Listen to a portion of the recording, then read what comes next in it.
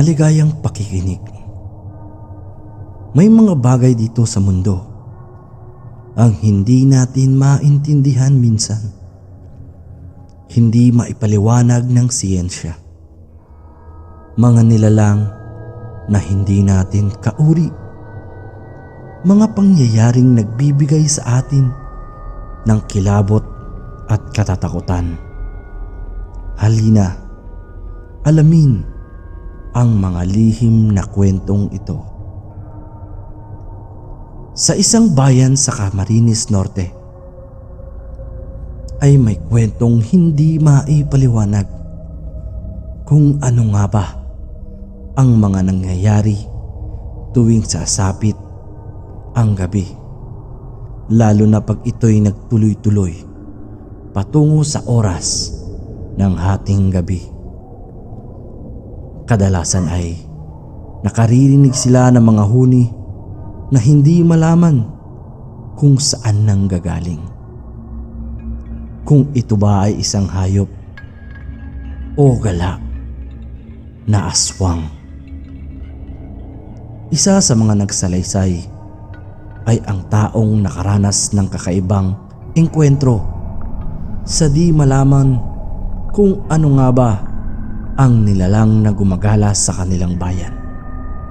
Mariing itinatanggi ng mga otoridad ang mga haka-hakang may sumasalakay na aswang sa kanilang lugar. Isang babae ang natagpuan sa kakahuyan habang papauwi daw ito galing sa bayan upang mamili ng kanilang hapunan. Natagpuan na lamang itong walang malay at walang buhay.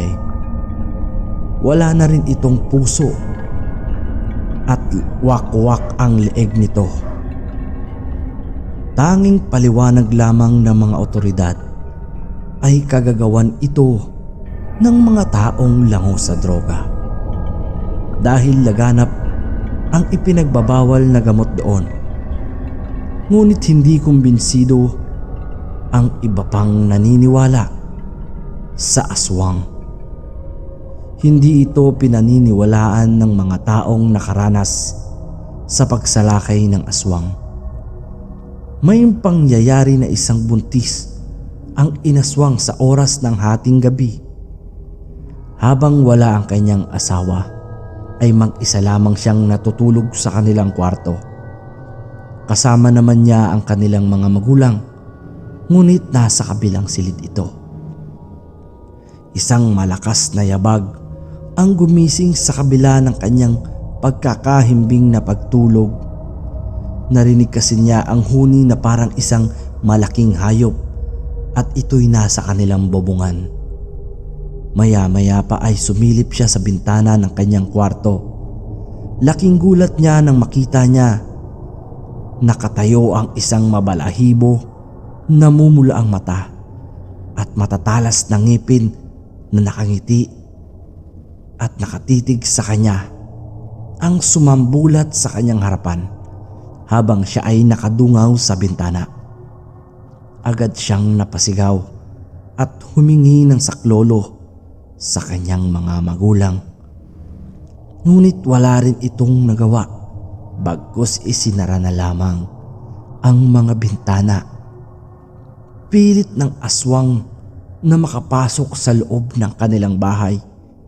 Maski sa bubungan ay gusto nitong pumasok at sinira ang mga yero habang may napadaan na dalawang taga doon at nakita ang aswang sa bubungan.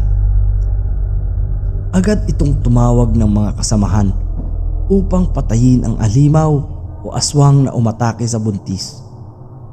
Ngunit hindi nila ito naabutan. Bumuo ng pribadong samahan ang mga taga roon upang magpatrolya sa oras na sasapit ang alas 8 ng gabi hanggang sa alas 5 ng umaga.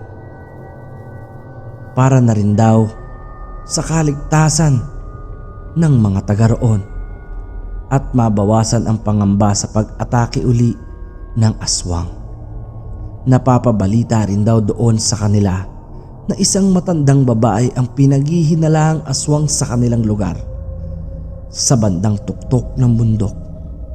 Bihira lang daw ang may umakyat na tao roon dahil sa takot sa kanilang lugar. Kaya't mapasa hanggang ngayon ay pinaniniwalaan pa rin may gumagalang aswang sa kanilang bayan. Isang pangyayari pa ang naranasan ng isa sa mga taga roon. Isang bata naman daw ang gustong kunin ng aswang. Napag-alaman din na ang aswang na ito ay nagpapalit ng anyo maging sa isang baboy ramo. Dahil sa may kalumaan na ang mga kabahayan sa kanilang lugar, sumusuot daw ito sa silong sa kanilang bahay at doon magpapalit ng anyo na bilang aswang upang hindi makilala kapag ito'y aatake na. Isang bata daw ang napag-interesan ng aswang na dukutin, ngunit buti na lamang ay naagapan ito ng mga tao. Habang nilalagnat daw ang bata ay nakakita daw ito ng kung ano-ano at nakakarinig ng tunog ng baboy ramo, kaya't ipinatawas nila ito. At doon lamang nila nakita na isang aswang ang nagnanais sa bata. Nakita pa daw ng kanyang ama na isang malaking anino ang nasa ilalim ng kanilang silong. Nang tignan daw niya ito ay gumalaw at nag-anyong aswang. Naglalaway daw ito na parang hayok na makakagat ng tao. Pero lumipas daw ang mga gabi. Mas pinaigting nila ang pagbabantay sa kanilang lugar dahil sa pangyayaring iyon. Kaya't hindi masyado nakakaporma ang aswang. Tanging mga hayop naman daw ang pinapatay nito. Nakikita itong wala ng mga laman loob at wakwak ang mga tiyan, maging ang kalabaw at baka, kambing sa kanilang lugar. Hindi nila mahuli-huli ang aswang na ito dahil sa mailap at matalas ang pakiramdam. Kaya't dito sa ating mundo ay may mga bagay na hindi lamang tayo ang nabubuhay, kundi mayroon pang ibang mga nilalang na hindi natin kauri.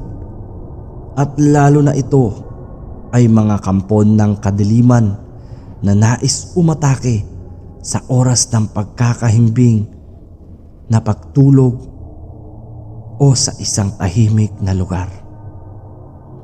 Hanggang sa susunod ulit na mga kwentong katatakutan at kababalagan. Maraming salamat sa pakikinig.